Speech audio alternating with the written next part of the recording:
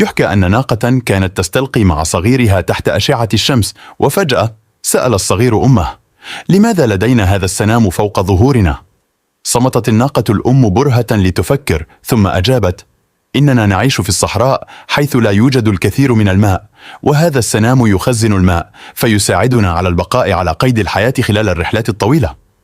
صمت الصغير قليلا وعاود القول بعد لحظات: حسنا، لماذا لدينا أرجل طويلة ذات حوافر مدورة إذن؟ فأجابت الأم: ذلك حتى تساعدنا على السير بسهولة في الرمال. وبمجرد أن انتهت الأم من الكلام حتى بادرها الصغير بسؤال ثالث: لماذا أمتلك رموشا طويلة أيضا؟ وأجابت الأم بصبر وطيبة: رموشك الطويلة تحميك من الرمال حينما تهب العواصف والرياح القوية في الصحراء. أخيرا وبعد تفكير للحظات قال الصغير معلقا: إن كنا نمتلك كل هذه الهبات الطبيعية للماء